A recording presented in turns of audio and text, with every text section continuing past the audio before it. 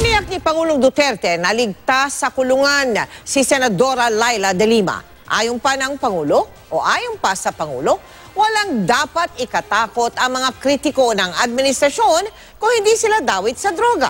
Nakatutok si Joseph Moro. Wala raw kinalaman si Pangulong Rodrigo Duterte sa pagkakaaresto ni Senador Leila de Lima noong isang linggo. Kung may susunod pa, hindi raw niya pinapakailaman ang trabaho ni Justice Secretary Vitaliano Aguirre. We are all spectators to what transpired in the days past. We leave it to the judgment of the nation to see who is lying and who is not. Mensahe ng Pangulo kay de Lima, You can always pray that the truth will come out eventually if there is another truth. Ako naman, hindi naman mahilig mag-ano ng kapwa-tao. Ngayon na sa akin, yung pinapatay ko yung kriminal, talagang dapat naman patayin naman. How can we move in this country if lahat bangag na lang sa droga?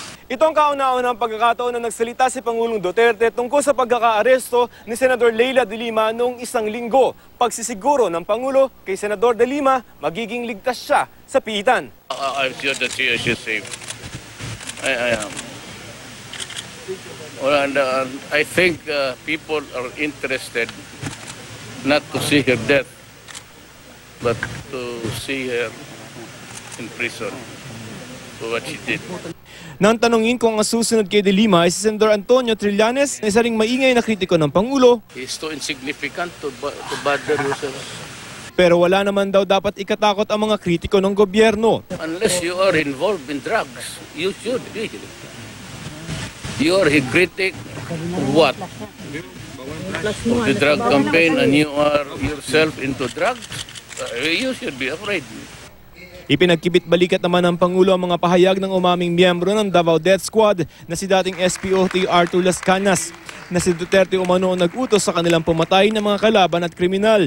Ayon sa Pangulo, kilala raw niya si Las Cañas pero hindi raw tulad ng pinapalabas nito. Sir, for fairness lang, sir, kilala niyo naman si Las Cañas?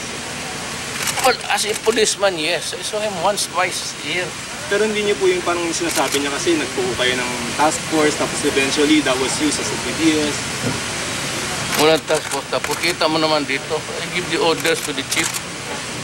Eh, bato. Wala akong bata-bata na gano'n. Joseph Morong, Nakatutok, 24 Oras.